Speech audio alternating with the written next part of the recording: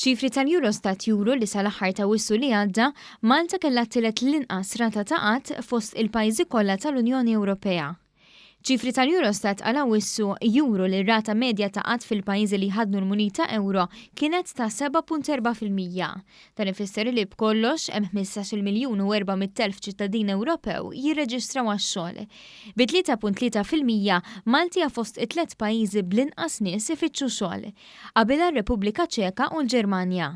Ir-rata f'Malta hija 0.3% inqas minn kemm kienet fl-istess xahar tas-sena li għaddiet. Il-pajjiżi bl-iktar persuni jfittxu xogħol huma l-Greċja, Spanja u l-Italja. Miċ-ċifri tal-Eurostat joħroġ ukoll li Malta kellha fost l-inqas rata ta' qatt għaż-żgħażagħ ta' taħt il-25 sena. Imqabel mal-istess perjodu s-sena li għaddiet, il-qatt f'din il-kategorija naqas b'2%. Intant l-aħħar stħarriġ dwar is-suq tax-xogħol li jsir mill-Uffiċċju Nazzjonali tal-Istatistika sab li l-persuni jaħdmu bejn April u Ġunju żdiedu b'aktar minn 16,400 dan meta mqabbel mal-istess tliet xhur tas-sena li għaddiet. Il-Labour Force Survey juri li żieda ta' 7% fl-impjiegi waslet biex f'Malta kien hawn 251,700 ruħ li kienu qegħdin jaħdmu.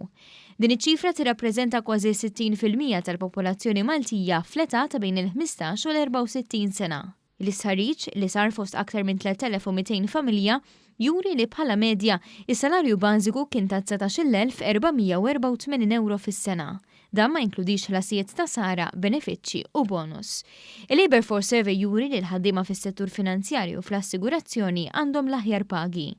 Imqabel mal-istess perjodu fl-2012, is-salarju bażiku żdied b'aktar minn 4,000 euro.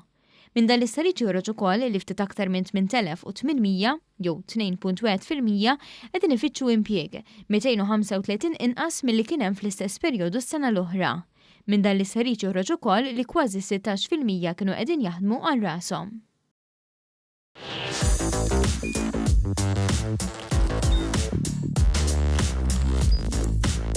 Idħol fuq one.com.mt u hemmhekk tista' tara l-programmi kollha li jxandru fuq One permezz ta' One Play.